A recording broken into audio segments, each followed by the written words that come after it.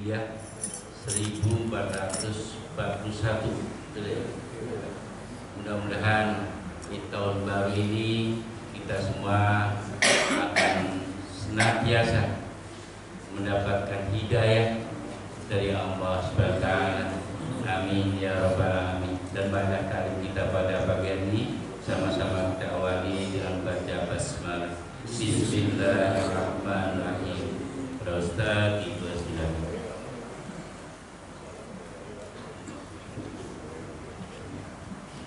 Bismillahirrahmanirrahim. Assalamualaikum warahmatullahi wabarakatuh. Alhamdulillah wa syukurillah wa la hawla wa la quwwata illa billah. Asyhadu an la ilaha illallah wahdahu la syarika lah wa asyhadu anna Muhammadan abduhu wa rasuluhu la nabiyya ba'dah. Allahumma salli wa sallim ala Muhammadin nabiyil karim wa ala alihi wa sahbihi ajma'in. Amma ba'du. Pada kesempatan hari ini kita masuk pada kajian keimanan kita yang ketiga berkait dengan keimanan kita kepada kitab-kitab Allah Subhanahu wa Ta'ala. Bapak serta ibu sekalian yang berbahagia, berkaitan dengan masalah ini Allah Subhanahu wa Ta'ala berfirman dalam satu ayatnya, A'udzubillahi minasyaitonir rajim. Amana rasulun bima unzila ilaihi min rabbih wal mu'minun kullun amana billahi wa malaikatihi wa kutubihi wa rusulihi la nufarriqu baina ahadin min rusulihi.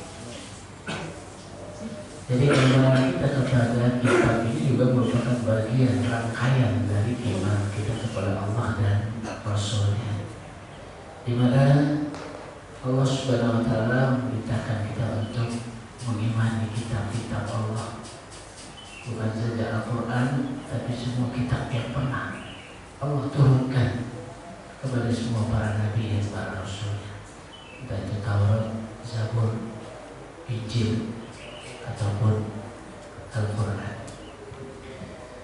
Karena di dalam satu ayat ketika bicara tentang orang mutakin, juga orang mutakin mengimani Al-Quran.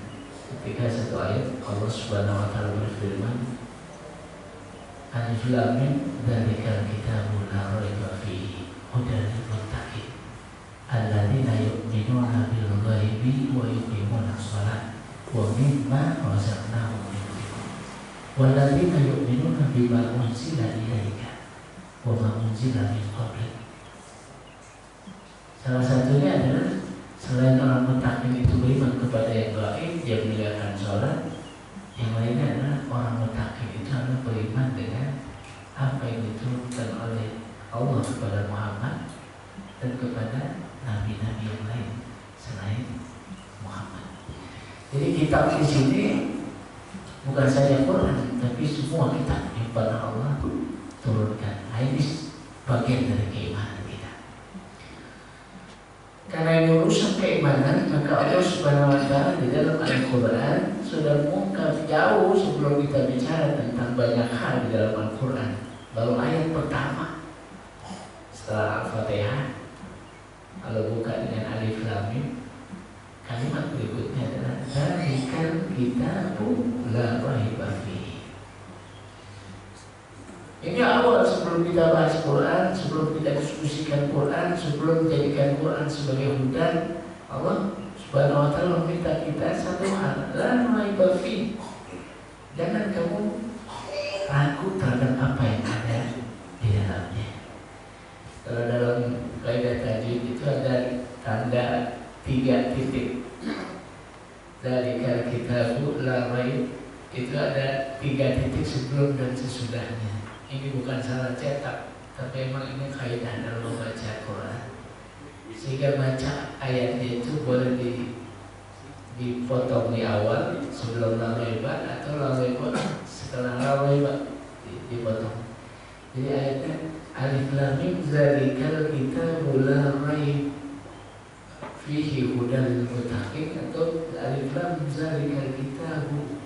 la raiba fihi hudan lil muttaqin.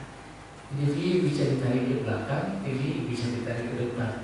Ini nggak berubah makna.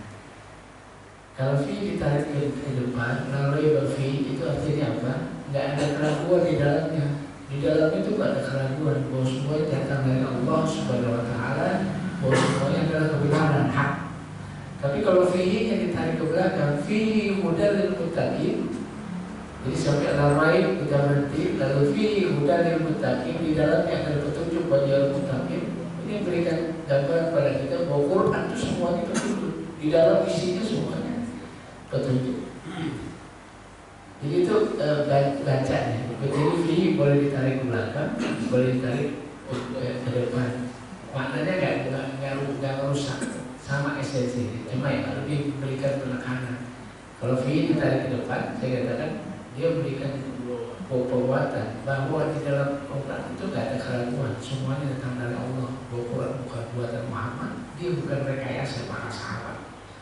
Atau fihi ditarik ke belakang, bahwa Quran ini semuanya mudah, petunjuk semuanya, memberikan petunjuk kepada kita untuk berada di jalan kebenaran.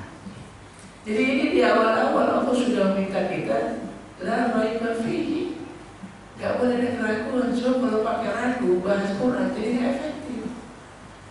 Kalau ada keraguan terus ngaji jadi gak efektif. Kita akan mengatakan kok begini, kok begitu, harusnya begini, harusnya begitu, dan sebagainya, dan sebagainya. Itu protes mulu. Karena di awal-awal Allah katakan zalika kitabul la raiba fihi. Inilah bagian dari keyakinan kita, inilah bagian dari keimanan kita terhadap Quran. Bahwa kita harus mensikapi Quran ini la raiba fihi. Tidak boleh ada keraguan, harus yakin bahwa Quran ini mendatang dari Allah yang jumlahnya 30 juz, turun kepada Muhammad bin Abdullah, orang Arab itu, sebagai huda, sebagai petunjuk. Baca berpahala, nilainya esensi mukjizat itu Quran.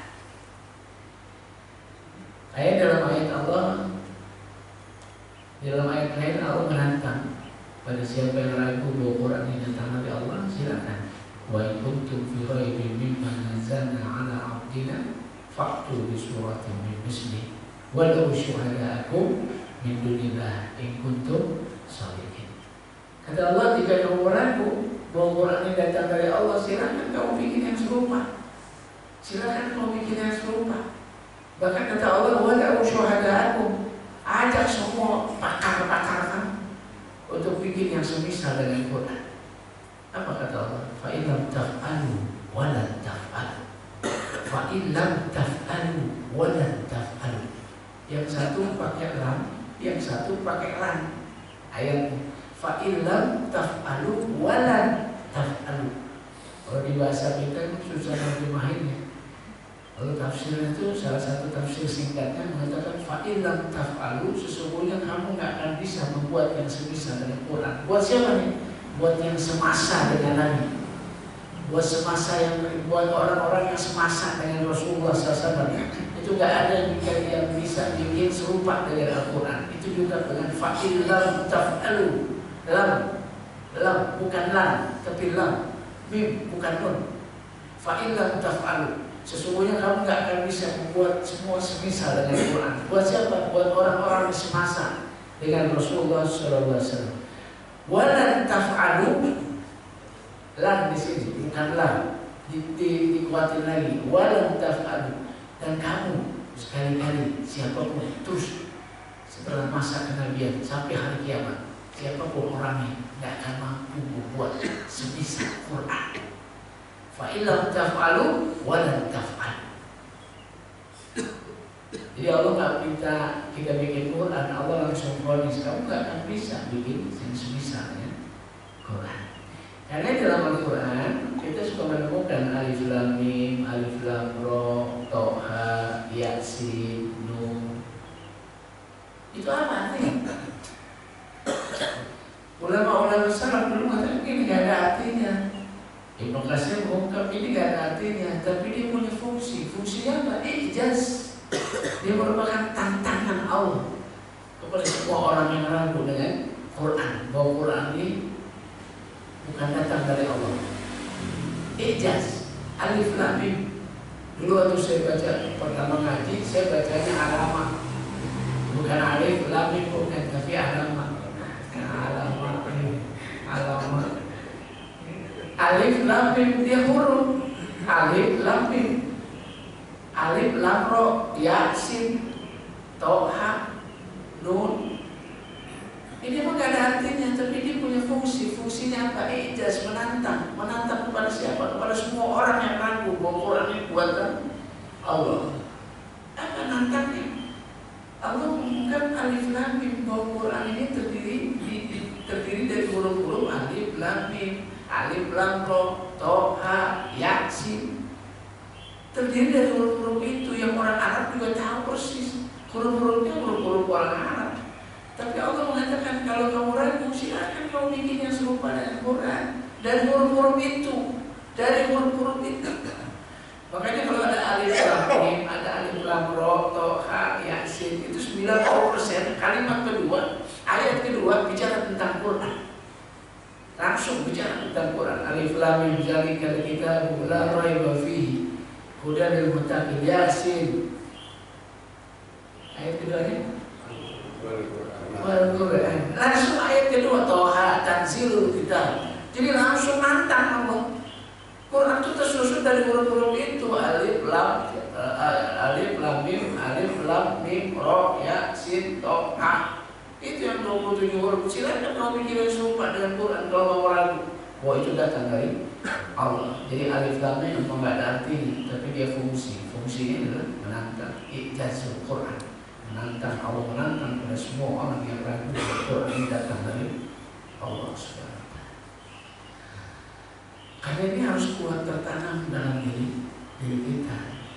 Kalau enggak, memang akhirnya kita nggak akan jadi seorang muslim yang kafah, seorang muslim yang benar. Kenapa? Karena Quran kan udah, karena Quran kan pedoman hidup bagi seorang muslim. Di sini yang jadi suka jadi ujian buat kita. Musuh-musuh Islam itu udah putus asa untuk menambah orang merubah Quran dari tempatnya. Mereka udah putus asa karena setiap mereka rubah ketahuan, setiap berubah ketahuan. Dan Allah Subhanahu Wa Taala menjanji, Allah jamin Quran ini, inna nahnu nazzalna dzikra wa inna lahu lahafizun. Sungguhnya kami yang menurunkan Quran dan kami juga yang menjaganya.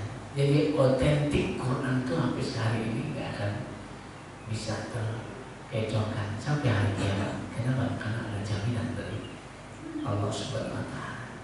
Cuma yang kerap terjadi hari ini adalah Quran bukan dirubah, bukan ditambah, bukan dikurangi, tapi yang muncul kemudian adalah orang-orang yang seenak yang menafsirkan Quran. Dia main di ayat-ayat mutasyabihat. Untuk apa? Untuk menyesatkan manusia. Karena dalam hadis Rasulullah SAW pernah misalkan nanti di akhir zaman akan muncul 3 kelompok yang merusak agama itu. Siapa 3 kelompok yang merusak agama? Yang pertama, takrif al-ghalib, sikap-sikap berlebihan dari orang-orang yang ekstrim dalam beragama. Sikap-sikap berlebihan dari orang-orang yang ekstrim. Ekstremitas dalam Islam nggak ada. Kalau ada ekstremitas, hanya melahirkan penyimpangan demi penyimpangan, dan Islam akan kehilangan originalitasnya, keasliannya. Makanya sikap ekstrim dibenci dalam Islam. Gak usah berlebihan. Yang halal halal, yang haram haram, jelas. Yang hak yang batil jelas.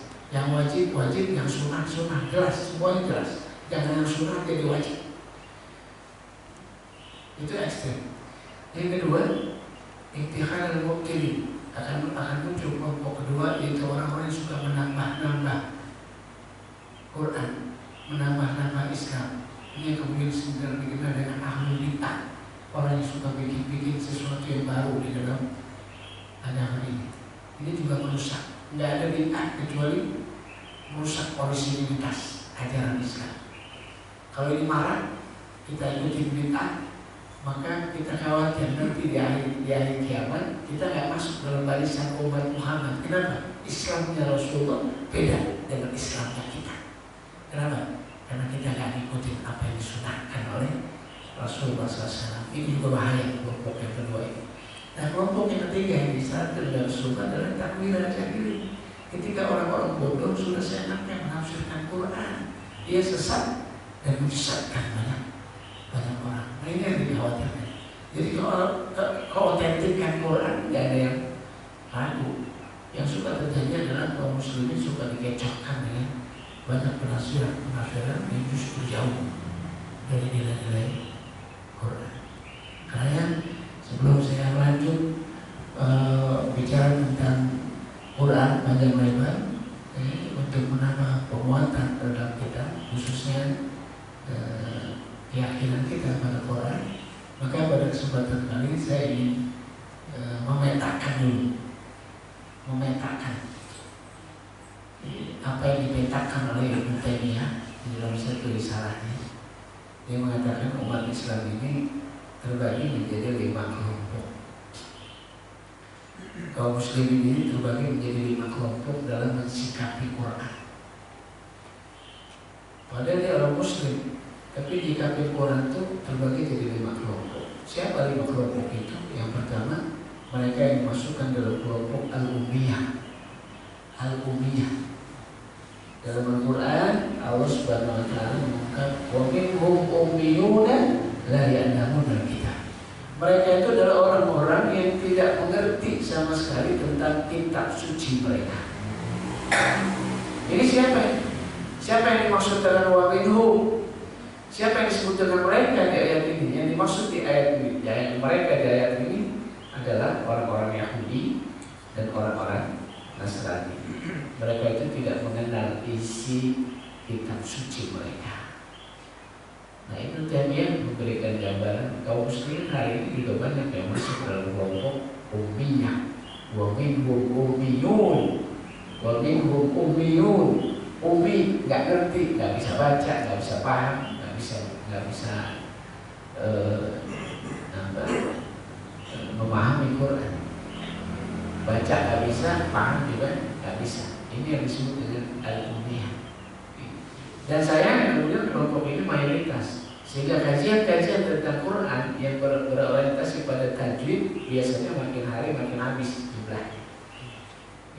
Jumlah pertama banyak, nanti jumlah kedua makin kurang, makin ketiga makin kurang, makin habis. Kenapa? Kalau belajar Quran udah tua katanya malu. Begitu baca salah, malu. Kalau malu dia sedang belajar. Gitu. Karena ini sekarang banyak anak-anak kecil udah belajar Quran, bahkan sudah banyak hafal Quran. Ini iklim yang mengembirakan buat kita. Tapi orang tua kalau ngaji kiroah baca Quran biasanya relatif tidak banyak ketimbang ngaji yang begini dengan ceramah, ini masih lebih banyak. Tapi kalau tajwid biasanya relatif lebih sedikit. Padahal ini menjadi kewajiban setiap muslim. Ini menjadi kewajiban setiap muslim. Bagaimana mungkin dia menjadikan Quran sebagai hudan kalau dia bacanya nggak bisa? Bagaimana mungkin dia menjadikan Quran itu sebagai hudan kalau dia memahami? Tidak. Padahal seorang muslim harusnya hidup berpedoman pada Quran. Itu pedoman hidupnya, itu way of life-nya, itu pedoman hidup seorang muslim. Jadi ini krisis besar buat kita kalau kaum muslim jauh dari Quran, nggak bisa baca, nggak bisa paham isi Quran. Padahal Quran itu sudah dimudahkan dibacanya, sudah dimudahkan difahaminya, sudah dimudahkan dihafalinya. Jadi membaca sudah dimudahkan, ngapal dimudahkan, sampai paham juga dimudahkan. Tapi realitanya dalam kehidupan kita kaum muslimin suka menyulitkan dalam membaca, menyulitkan dalam menghafal, menyulitkan dalam memahami. Entah faktor apa, katanya itu faktor kebersihan hati kita. Kenapa kita nggak ngapal-ngapalin Quran?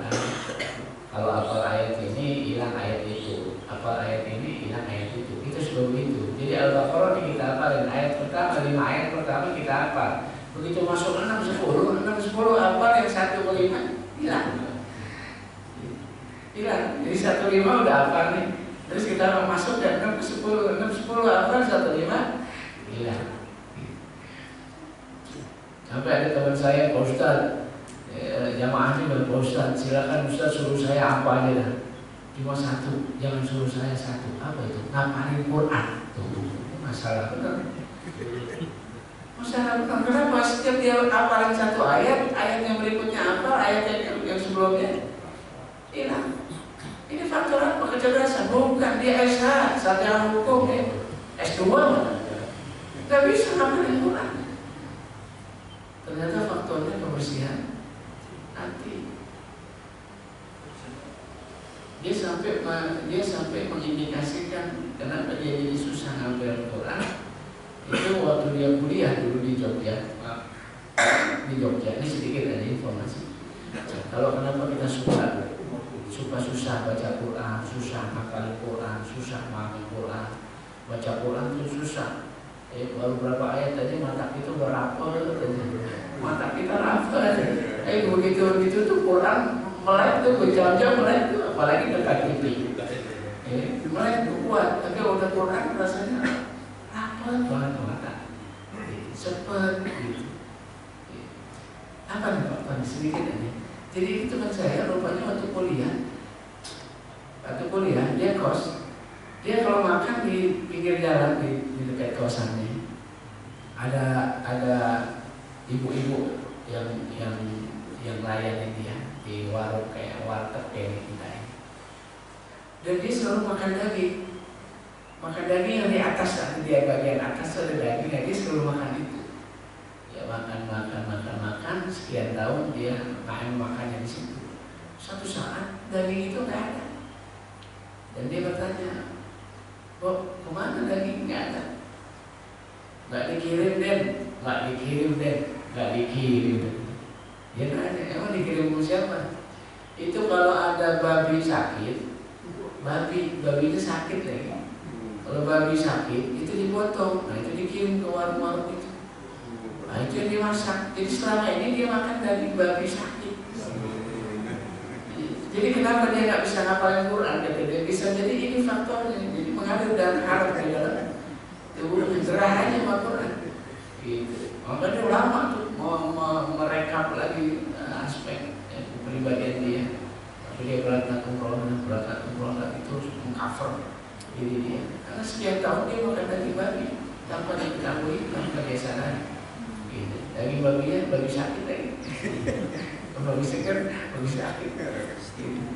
Masya Allah. Jadi ini pelajaran juga buat kita, jangan main makanan ya. Jadi aspek kedekatan kita kepada Allah ini juga menentukan. Orang juga sudah dimudahkan, sudah dimudahkan bacanya, sudah dimudahkan ngapalinnya, sudah dimudahkan memahaminya. Makanya di banyak daerah ada orang-orang yang hafiz Quran di usia 60 tahun, hafiz Quran usia 60 tahun. Jadi bisa. Di Pakistan itu orang-orang yang pada hafal Quran itu usia-usia 60 tahun, dia nggak bisa baca, nggak bisa nulis, tapi hafal Quran. Nggak bisa baca, nggak bisa nulis, tapi hafal Quran. Di usia-usia 60 tahun, jadi jangan juga berasumsi bahwa kita udah tua, Pak Ustadz nggak bisa hafalin. Bisa, Quran itu dimudahkan. Buat dibaca, buat dimudahkan, buat dihafalin. Dimudahkan juga buat dipahami dan diamalkan. Yang udah dimudahkan, disetting sedemikian rupa. Nah, cuma realitanya hari ini kaum muslim masih mayoritasnya masih dalam kelompok al-ummiyah. Kaum muslimin aku muslim tapi nggak bisa baca Quran, nggak paham Quran. Ini jumlahnya paling besar. Yang kedua, Ibnu Taimiyah membagi diri kelompok al-hajaru minal Quran, orang-orang yang meninggalkan Quran. Jadi yang pertama orang yang ngerti Quran, yang kedua orang yang ninggalin Quran. Siapa orang yang ninggalin Quran? Kata Ibnu Taimiyah, orang yang ninggalin Quran adalah orang yang ada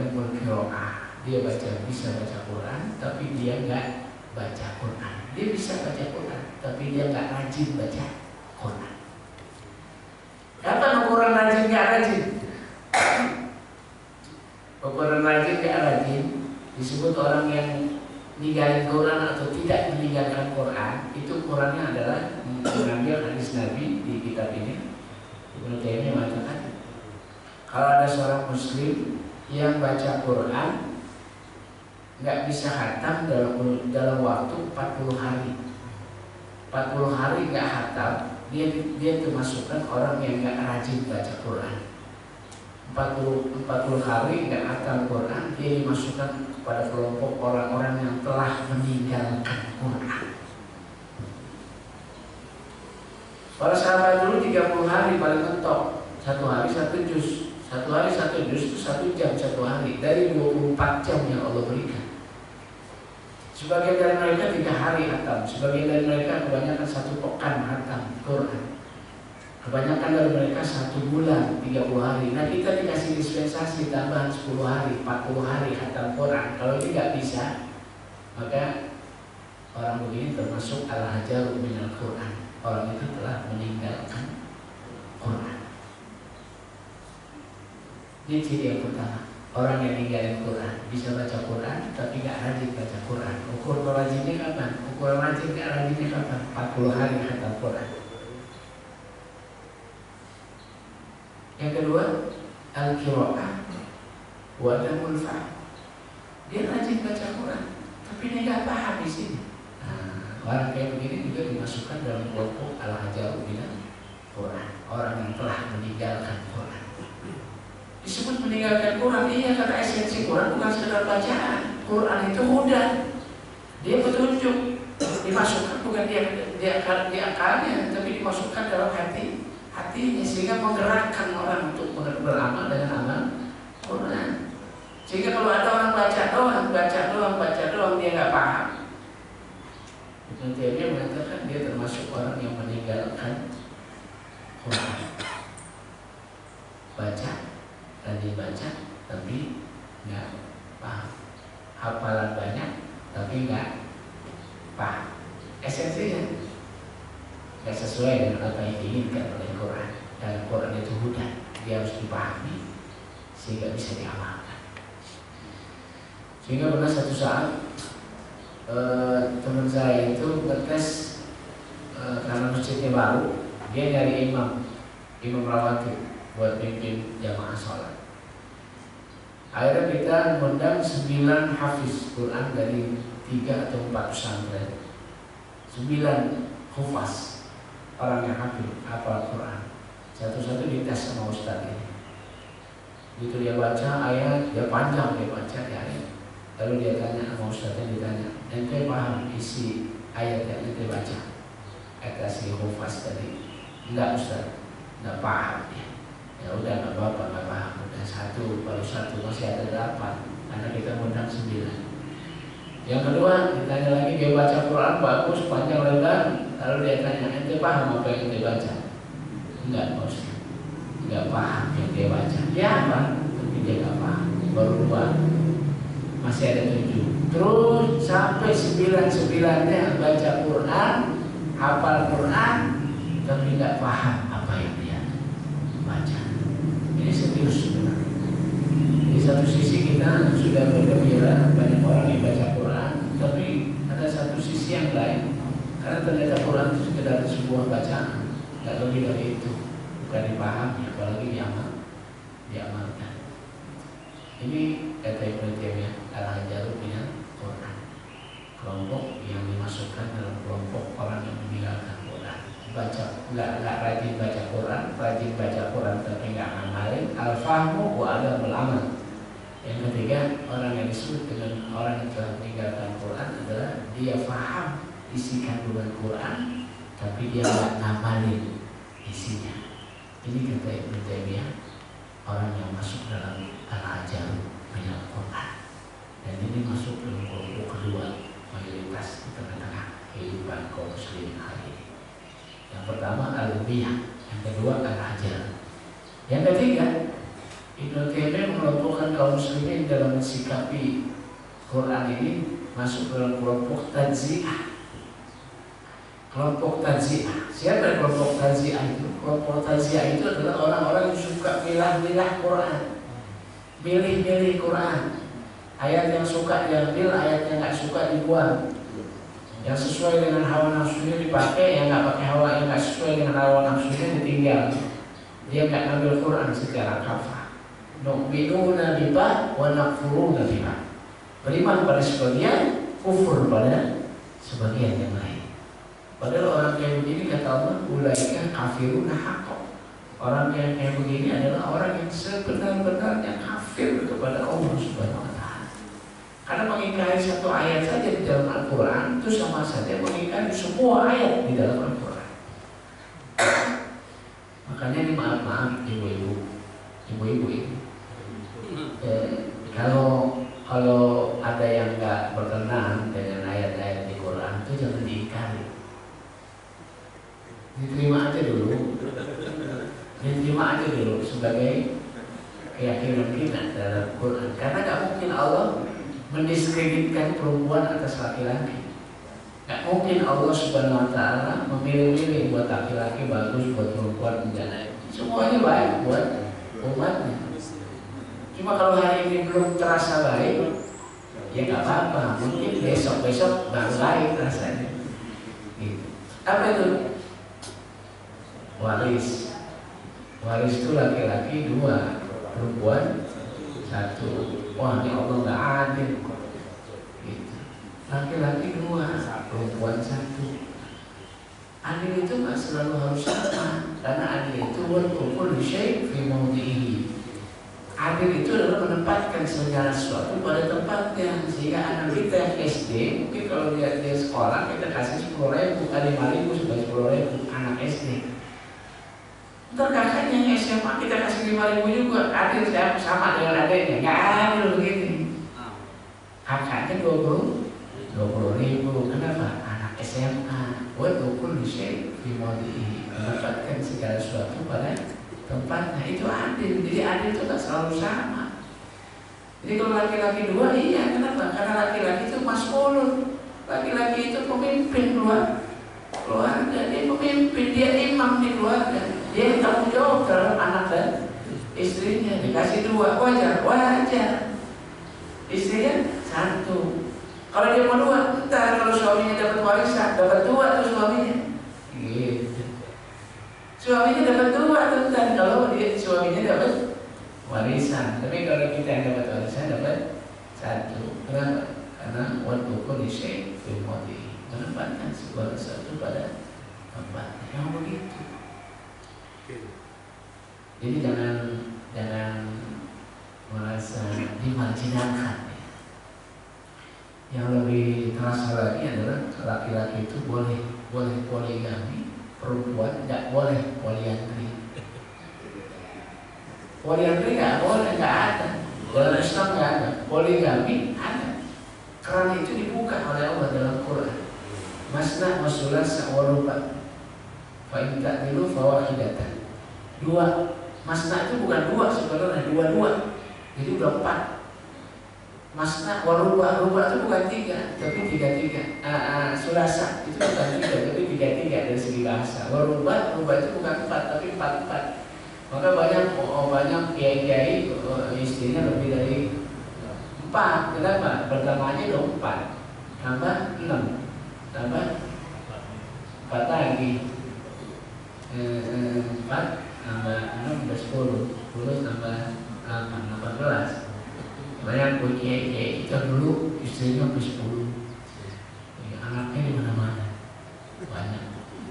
Kenapa? Karena bisa jadi nafsirin itu masna wa sulasa wa ruba. Walaupun hadis yang masuk mengatakan 2, 3 atau 4. Kenapa? Karena Allah tahu batasannya. Dikasih dibuka keran itu, tapi dibatasi sama Allah. Karena Allah tahu siapa hambanya. Sementara perempuan nggak ada poliandri, nggak karakternya. Walaupun di Tangerang pernah ada pengusaha wanita itu nikahin 3 suami, suaminya 3.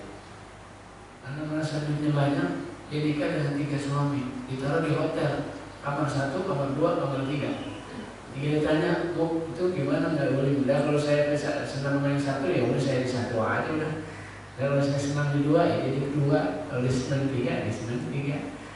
Enggak fitrahnya, enggak karakternya perempuan punya suami lebih dari 1. Tapi kalau suami laki-laki itu punya karakter, ya, punya istri lebih dari 1 karakter. Maka perempuan makan kalau udah usia 50 ke atas itu menopause. Udah, laki-laki 50 tahun ke atas nambah lagi. hanya nggak ada menopause dia. Maka orang bilang kalau laki-laki itu makin tua makin jadi. Ini karakter, ini Allah tahu ciptaannya kayak apa. Jadi ibu kalau nggak suka jangan ditolak kayak itu.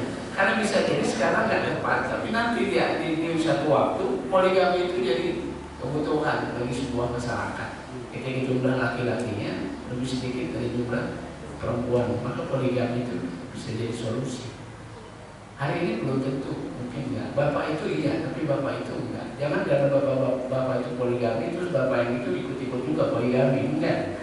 Jangan ikut-ikutan. Kewajiban poligami enggak seperti kewajiban sholat. Dia boleh diambil, boleh enggak. Kerannya dibuka sama Allah. Silakan kalau mau ambil sebagai sebuah solusi. Kalau enggak ya enggak apa-apa, enggak usah dibuka. Karena ya Allah kunci ayat itu. Fa'in ta'dilu fawahidatan. Kalau kamu enggak bisa adil, satu aja. Dikunci sama Allah. Kalau nggak bisa adil, satu aja. Kenapa? Kalau dipaksain nggak selamat juga buat kita. Sehingga Rasulullah SAW mengatakan kalau ada orang punya suami, punya istri lebih dari 1, dia nggak adil dengan istrinya, nanti dibangkitin sama Allah orang itu dalam keadaan nggak lengkap. Matanya nggak ada, telinganya nggak ada, tangannya nggak ada. Itu kata Nabi. Jadi kalau nggak bisa adil, kata Nabi nanti dibangkitin dalam keadaan tidak lengkap. Karena ini jadi warning. Faidah itu fawaid. Nah berkaitan dengan ayat-ayat begini, ini hati-hati juga kalau kita ingkari satu ayat, berarti kita mengingkari semua ayat yang ada di Quran. Nu'minu nabiba wa nakfuru nabiba. Kita sudah ber-Quran, tapi ikutin hawa nafsu. Yang suka kita ambil, yang nggak suka kita buang. Padahal Allah turun ayat itu untuk kemaslahatan umat. Yang nggak mungkin kan? Pasti buat kemaslahatan umat manusia, khususnya kaum muslim. Itu Nu'minu nabiba wa nakfuru nabiba. Jadi kelompok yang ketiga adalah orang-orang yang suka pilih-pilih Quran, yang suka diambil, nggak suka dibuang, yang sesuai dengan hawa nafsunya dipakai, yang nggak sesuai dengan hawa nafsunya ditinggal. Itu yang ketiga. Yang keempat, su'u tauzif. Sebagian kaum muslimin masuk dalam kelompok su'u tauzif.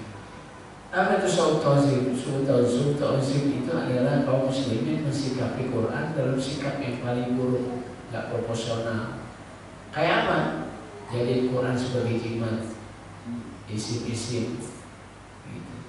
Jadi kalau mau disenengin orang baca ayat ini, kalau pengen orang ini baca ayat ini, isim-isim ditaruh di tangannya, ditaruh di pinggangnya, ditaruh di dompetnya, sebagai jimat. Atau ditaruh di depan pintu. Di dulu di kampung saya suka ayat kursi ditaruh depan pintu.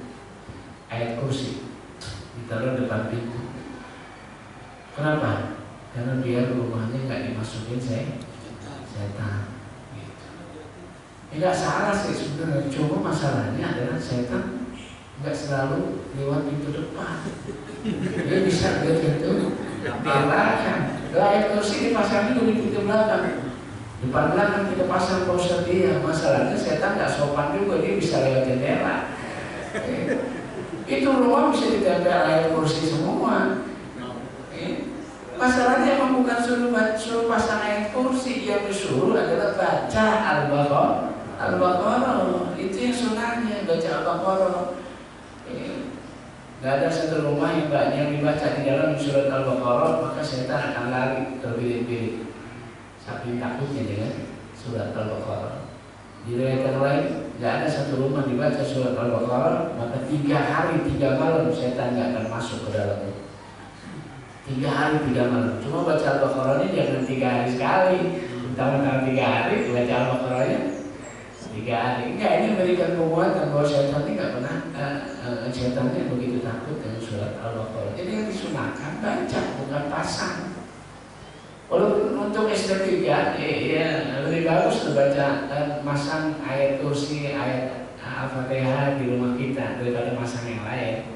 Cuma jangan berhenti sekedar masang, karena yang disunahkan, disyariatkan oleh Rasulullah SAW dalam kita baca surat Al-Baqarah. Yang mana Al-Baqarah itu? 5 ayat pertama, ayat kursi, dan 3 ayat terakhir.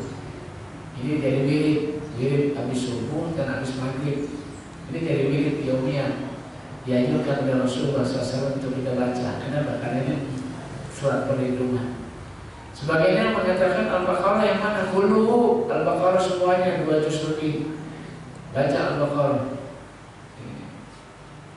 1 surat. Maka setan tidak akan masuk ke rumah yang dibaca di dalamnya surat Al-Baqarah.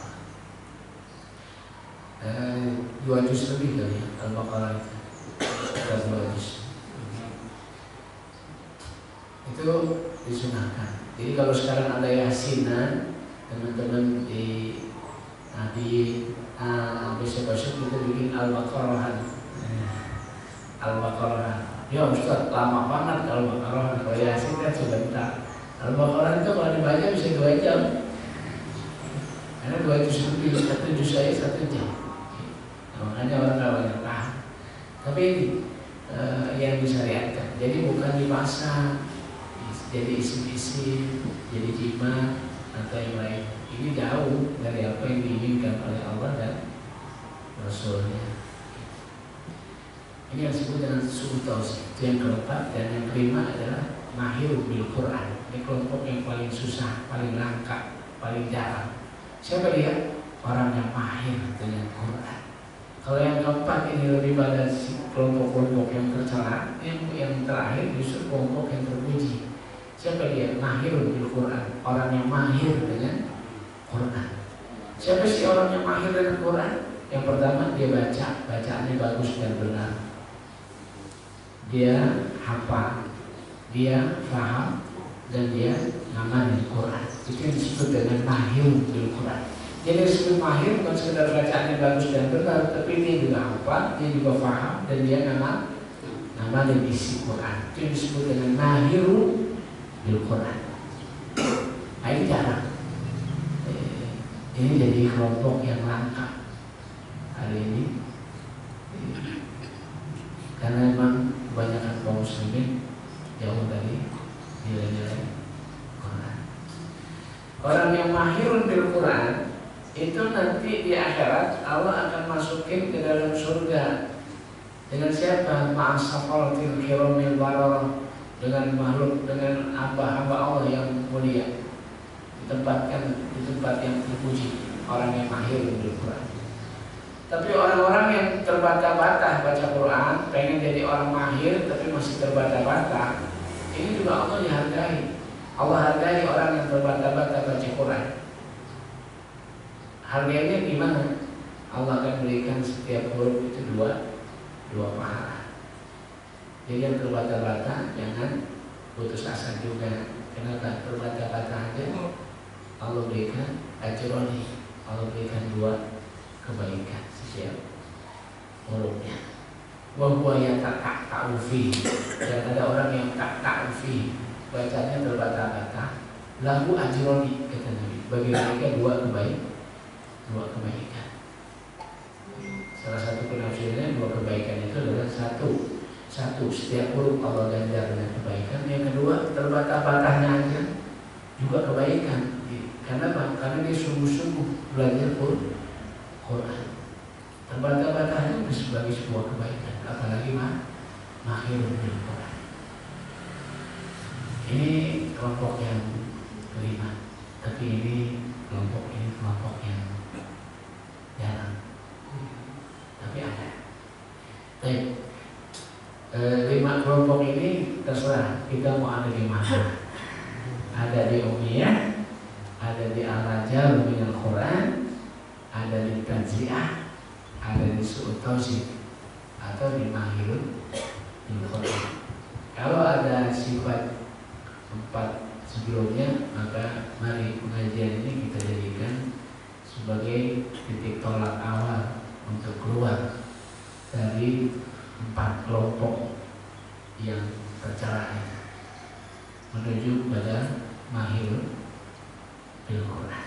Itu pesan spirit kajian kita hari ini. Bagaimana kita bisa lebih dekat dengan Quran, lebih rajin baca Quran, lebih paham dengan Quran, dan pada akhirnya lebih bersemangat dalam mengamalkan Quran. Tapi lebih jauh lagi nanti kita bahas pada pertemuan-pertemuan berikutnya tentang al-iman bil Quran. Sampai sini dulu mungkin yang bisa saya sampaikan pada kesempatan kali ini. Kalau ada yang mau sharing, mau berbagi terkait dengan kajian kita hari ini, atau ada hal-hal lain yang ingin disampaikan, mungkin saya persilakan. Alhamdulillah, jazakallahu katsir pada Ustaz Iwan yang telah menyampaikan pelajarannya pagi hari ini, yaitu terkait masalah Al-Quran sebagai hudal lil muttaqin, petunjuk bagi yang orang yang bertakwa.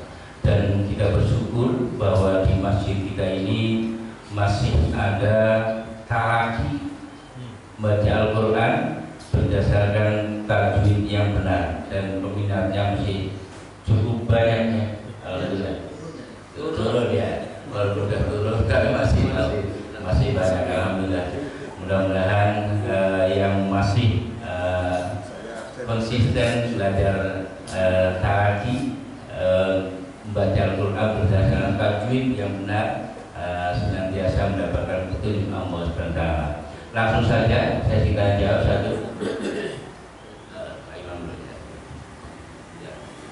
Assalamualaikum warahmatullahi wabarakatuh. Pertanyaan ini Ustaz, anak mewakili ibu-ibu, membela ibu-ibu.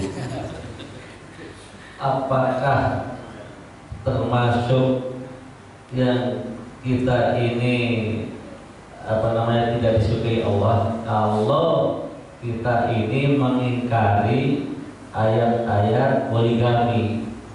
Ini ibu-ibu nih, saya mewakili ya. Survei membuktikan di lapangan kalau ibu-ibu nggak suka banget ayat itu banyak Ustaz.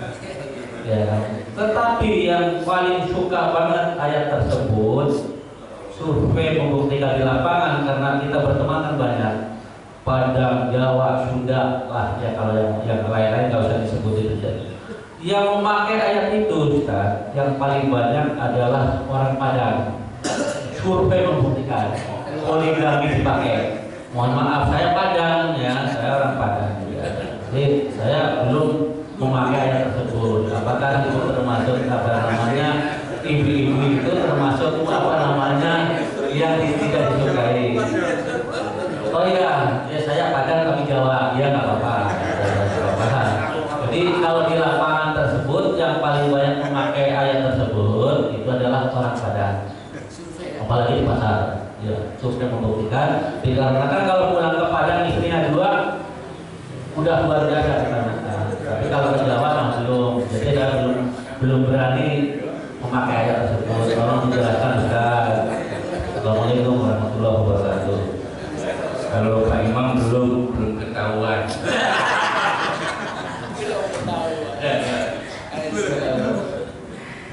Jadi Bismillahirrahmanirrahim.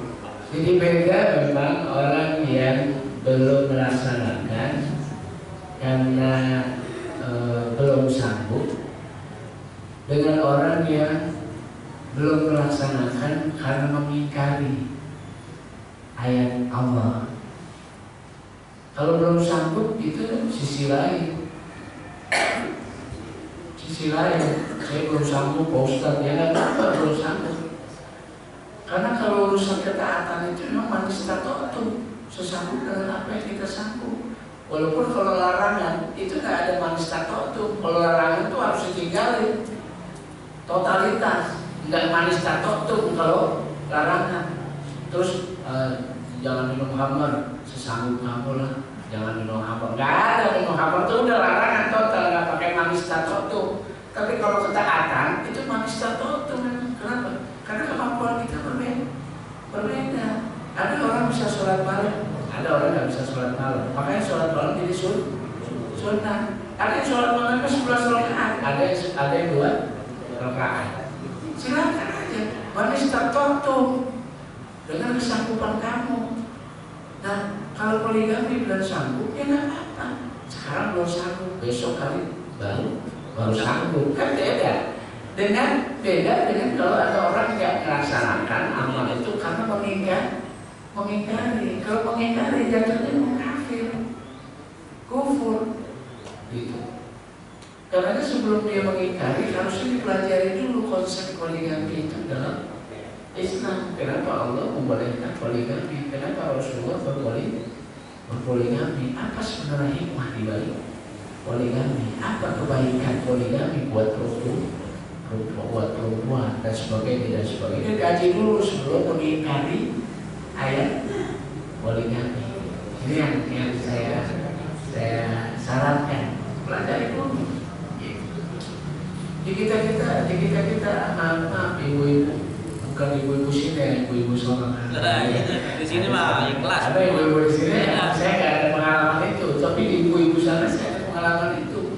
Egois banget ibu-ibu di sana, itu egois banget. Dia mengatakan, Pak Ustadz biar aja dia main di luar asal dia pulang. Oh, asal dia pulang. Bahasanya ada yang ekstrem tuh, saya nggak bisa ngucapin yang ekstrem. Tapi intinya boleh main di luar asal balik, asal pulang. Egois banget, dia nggak tahu dengan main itu merusak. Suaminya rusak, istrinya yang di rumah juga rusak. Gitu. Si suaminya main kotor di luar, begitu dia pulang main sama istrinya, kotor istrinya. Kalau suaminya sakit juga istrinya. AIDS itu bukan suaminya yang sakit, kalau dia berhubungan dengan istrinya, istri juga bisa AIDS. Jadi kalau istrinya senang, sayang sama suaminya, dia nggak akan mau membiarkan suaminya main di luar. Gitu. Tapi dia akan fasilitasi. Kalau dia fasilitasi, bersih suaminya. Nikah lagi, bersih suaminya. Gitu. Bersih. Kalau itu jadi masalah dalam kehidupan rumah tangga. Ini yang suka egois jadi begitu, seolah-olah suami milik dia. Enggak, nanti kalau meninggal juga bukan miliknya. Sekarang sayang, kalau meninggal ditaruh di luar. Enggak di dalam rumah, di luar ditaruh, jadi tanam. Jadi secintanya orang tetap aja. Kenapa? Karena suami, istri itu juga titipan Allah, dia nggak kekal. Pada suatu saat Allah akan manggil. Secinta apapun kita dengan istri kita, cinta apapun dengan suami kita, itu semuanya adalah anugerah Allah, titipan Allah. Ini yang sering ada ungkapan begitu, walaupun disampaikan dengan kelakar, tapi itulah yang kemudian terjadi. Nah, dalam Islam itu poligami itu menutup jalur suami main di luar. Ditutup tuh dalam Islam. Kenapa? Karena itu yang menjadi pangkal rusaknya kehidupan keluarga. Bukan rusak secara psikologis, secara fisik juga rusak. Ketika orang suka main di luar. Jadi Allah SWT memfasilitasi. Kenapa? Karena daya rusak memang nggak main-main kalau ini nggak dibuka kerannya. Karena dengan hati yang lapang, hati yang tulus, ya, kalau nanti suami istrinya cinta dengan suaminya, maka dia akan menyelamatin suaminya. Dia akan menyelamatin suaminya daripada suaminya nggak selamat, dia juga nggak selamat. Dunia yang nggak selamat, akhirat nggak selamat. Hanya di zaman sahabat Rasulullah SAW itu ada ketika suaminya mau nikah, itu nyariin bukan suaminya, tapi istrinya nyariin buat suami juga. Ada juga suami yang nikah nggak tahu istri, nggak tahu istrinya. Gitu. Boleh nggak ngomong sama istrinya? Suami nikah lagi nggak ngomong sama istrinya? Boleh bang, lu berkhianat banget sama gua. Dia merasa dikhianati. Di zaman tabi'in ada seorang ulama, seorang tabi'in yang nikah nggak diketahui istrinya. Kenapa? Karena dia nggak mau ganggu istrinya. Dia nikah lagi. Ketahuan. Kalau suaminya nikah lagi, dia mau labrak istri keduanya, mau dilabrak. Dia datang dengan marah.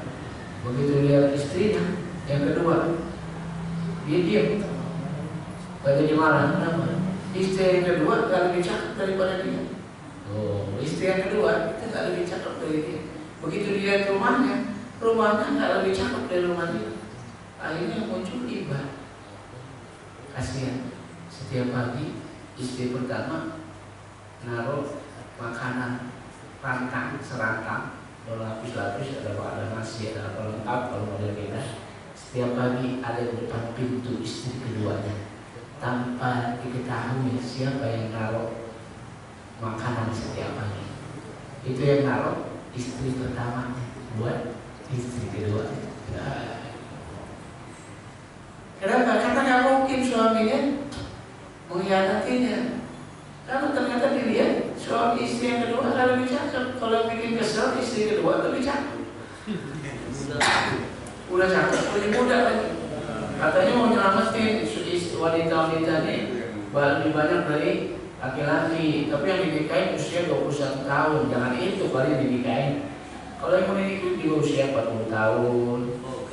Oh enggak.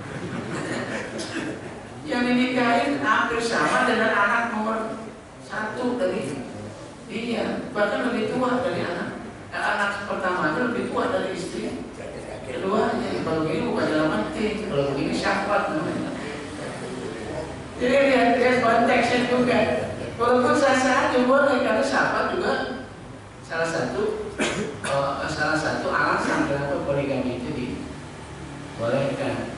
Atau suami nikah sama istri nggak punya anak, akhirnya nikah lagi, itu juga satu hal yang dibolehkan. Dan banyak sebab. Dan nggak harus kaya istrinya banyak, enggak, miskin istrinya banyak. Ada sahabat miskin istrinya banyak. Pas satu saat ya Rasulullah, saya mau nikah. Kata Nabi, nikah nanti kamu akan diberi kaya, akan dikasih kaya sama Allah. Dia nikah, begitu nikah nggak kaya. Dia datang ke Rasulullah, ya Rasulullah, saya udah nikah, tapi saya nggak kaya. Kata Nabi, nikah aja lagi. Nikah lagi. Iya, kan nikah kaya. Begitu nikah, nggak kaya. Dia datang ke Rasulullah, ya Rasulullah, saya udah nikah, tapi kok kaya? Saya nggak dikasih kaya. Kata Nabi, nikah aja lagi. Nikah yang kedua, nggak kaya juga. Datang lagi ke Rasulullah, ya Rasulullah, saya udah nikah 2, tapi nggak kaya. Kata Nabi, nikah aja lagi. Nikah lagi yang ketiga, nggak kaya juga. Sampai Nabi bilang, dia batas lagi, Nabi, saya belum kaya. Kata Nabi, nikah aja lagi. Nikah yang keempat. Di keempat itu kan Allah berikan karunia rezeki yang banyak. Tapi ini jangan jadi dalil ya. Bapak jadi dalil doang kalau isi kalau nikah lagi lah katanya. Jangan, ini sahabat, ada historisnya. Artinya poligami itu memang dibuka keran itu sedemikian rupa untuk kemaslahatan. Karena yang baik memang harus dapat keriduan istri. Kalau nggak keriduan istri, suami juga harusnya tahu diri. Kita pada akhirnya ini tanggung jawab bukan sama istri, tapi tanggung jawab sama Allah. Makanya istri nggak usah takut kalau suaminya rajin ngaji, dia nggak akan berkhianat.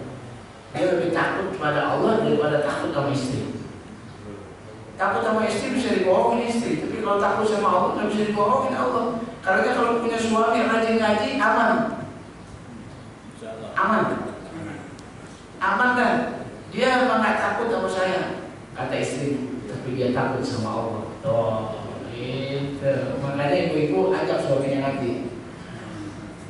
jangan istrinya doang ngaji, kita nggak nyambung gitu kan. Kita nggak nyambung. Jadi suami istri harus ngaji baru nyambung. Nggak usah takut. Kalau suami rajin ngaji, rajin ibadah, nggak usah khawatir. Dia memang nggak takut sama kita, tapi dia takut sama Allah. Nggak akan berkhianat dan akan menyakiti kita. Itu suami yang rajin ngaji.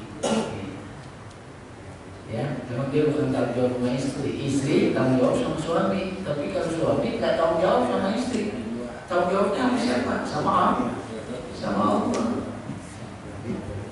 Karena dia mau nikah lagi silakan, asal berani aku tanggung jawab sama Allah. Nah, kalau urusannya bukan sama istri, urusannya sama Allah. Kalau nggak adil, Allah akan balas ketidakadilannya nanti di hari kiamat. Karena poligami itu harusnya jangan bikin kisruh, bikin damai. Karena ini disyariatkan untuk kebaikan. Jangan begitu dijalankan jadi rusuh. Ini ada yang salah pasti. Kenapa kita jadi anti poligami? Semua orang poligami berantakan keluarganya. Jadi kita anti. Coba yang poligami akur keluarganya, maka kita akan senang dengan poligami. Jadi jangan disalahin poligaminya. Kalau orang yang berpoligami berantakan, itu kasuistik. Kalau kasuistik jangan disalahin konsepnya. Konsepnya benar. Kalau ternyata dilaksanakan berantakan, itu salah orang. Jadi jangan mengingkari poligaminya. Tapi boleh kita benci, kita nggak suka orang yang berantakan kalau poligami. Jadi dua hal yang harus dipisahkan. Antara orang yang berpoligami berantakan jadi kacau balau keluarganya, dengan konsep poligami sendiri yang ditawarkan oleh Allah Subhanahu wa Ta'ala dalam Al-Quran. Ini dua hal yang berbeda. Jangan karena kita benci orang yang poligami karena keluarganya berantakan, terus akhirnya kita ingkari ayat poligami. Jangan. Dan tolong kita pelajari lagi, kita pahami lagi urusan ini sehingga ini bisa melegakan kita. Gitu ya. Baik, maaf ya, saya ngomong banyak masalah ibu-ibu. Coba ada yang lain. Assalamualaikum warahmatullahi wabarakatuh. Waalaikumsalam. Begini Ustaz, saya mau bertanya tentang ayat Mutasyabihat. Apakah terdapat pada ayat wa id ahadallahu bismillahirrahmanirrahim wa id ahadallahu misaqan nabiyina lama ataitukum min kitabi wal hikmah summa ja'akum rasulun musaddiqun lima ma'akum litu'minuna bihi wa la tanjurunahu qala aqratum wa asadtum ala dalikum isri qalu aqrarna qala fashhadu wa ana ma'akum minas syahidin. Itu surat Mutasyabihat, Ustaz. Apakah betul surat Mutasyabihat? Bismillahirrahmanirrahim. Jadi ayat yang dibaca sama Bapak ini saya cermati ya. Umumnya ayat ini sebenarnya bukan ayat Mutasyabihat. Kenapa? Karena ayat ini terang semuanya, bicara sesuatu yang terang. Apa yang disampaikan sama ayat, apa yang disampaikan oleh Bapak. Ayat-ayat Mutasyabihat itu ayat-ayat yang menimbulkan interpretasi, bukan sesuatu yang terang. Kayak ayat Allah ayat Allah yang berbunyi wa ma ramaita iz ramaita walakinnallaha rama. Ini ayat termasuk Mutasyabihat. Apa kata Allah? Sesungguhnya yang mana bukan kamu, tapi Allah yang memanah. Yang mana itu bukan kamu, tapi yang mana itu Allah. Nah ini kalau ditafsirkan ini perlu orang yang arif. Kalanya dalam Islam muncul Qadariyah, Jabariyah akhirnya. Kenapa? Karena ayat-ayat semacam ini. Ada yang Qadariyah, ada yang Jabariyah, ada yang Qadariyah, yang mana itu Allah. Walaupun ente mana, jangan ente yang mana itu sebenarnya Allah yang mana. Jadi kalau ada kena sasaran atau nggak kena sasaran itu Allah. Urusannya Allah, bukan kita, bukan kepandaian kita, bukan keahlian kita, itu Allah. Qadariyah. Qadariyah, Jabariyah. Sebaliknya yang satu mengatakan itu karena kehebatan kita, gitu. Itu karena kehebatan kita. Katanya akhirnya lari ke takdir nanti, gitu. Jadi panjang memang akhirnya. Seperti juga Allah itu punya ars. Allah punya ars. Ada singgasana. Singgasananya kayak apa?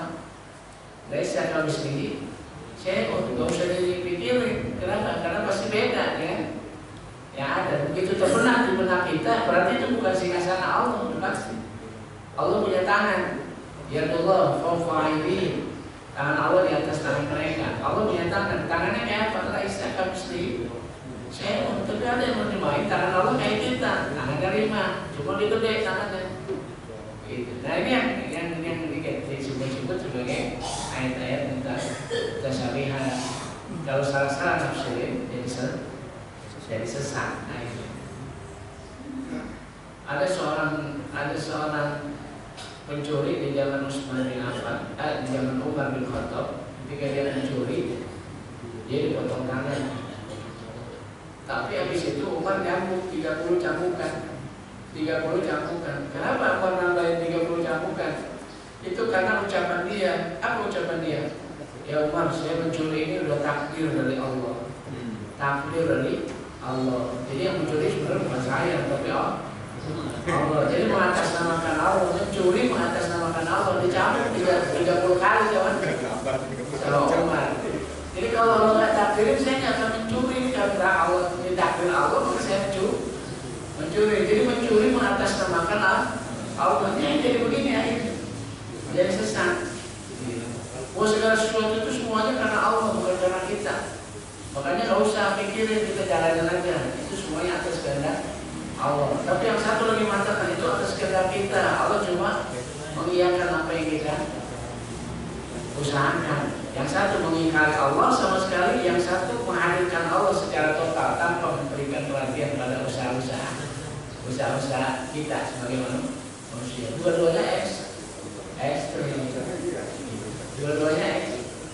Ini kenapa kemudian ayat-ayat mutasyabihat ini jangan diterjemahin sendiri, tapi perlu seorang ahli agar kita tidak tersesat dalam memahaminya. Tapi kalau yang Bapak panjang lebar tadi itu sebenarnya ayat-ayat yang menurut saya sudah clear, sudah jelas, nggak ada mutasyabih, nggak ada keraguan di sini.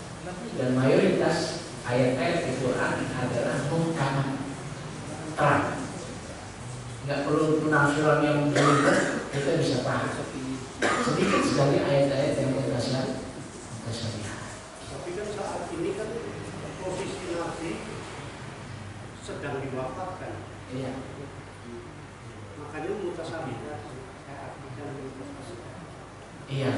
Karena Allah akan membangkitkan para anbiya, membuktikan kebangkitan. Iya. Kalau contoh ayat muhkamah wa yawma nafsu summa bismillahirrahmanirrahim yawma nafsu minat umatin syahida summa ya'tabu lilladzina kafaru walahum yastakabun. Mohon maaf, dengan apa tema yang nanti Ustaz ini di luar ini dikarenakan pesanan-pesanan dari jamaah yang ada ada acara tersebut nanti akan disampaikan sesudah kita tutup ya Pak ya gitu ya saja ya karena pesanan dari jamaah karenanya hari Minggu. Mungkin ini aja dengan kajian kita. Yang pertama kami mengucapkan terima kasih kepada guru kita Ustaz Iwan yang telah memberikan ilmu-ilmunya dan mudah-mudahan ilmu-ilmu tersebut bermanfaat untuk kita dan keluarga. Dan kami juga mengucapkan terima kasih kepada jamaah Bapak Ibu yang telah mendukung kegiatan Majelis Al-Istiqomah, dan mudah-mudahan dengan majelis tersebut kedepannya lebih bagus lagi dan lebih semangat lagi. Dan tadi pesan dari Ustadz, kalau mau baik suaminya bawa ke masjid ke majelis saja, insya Allah. Jadi jangan ibu-ibunya aja ya, karena mungkin bapak-bapaknya ngajinya di luar Ustadz. Ya mudah-mudahan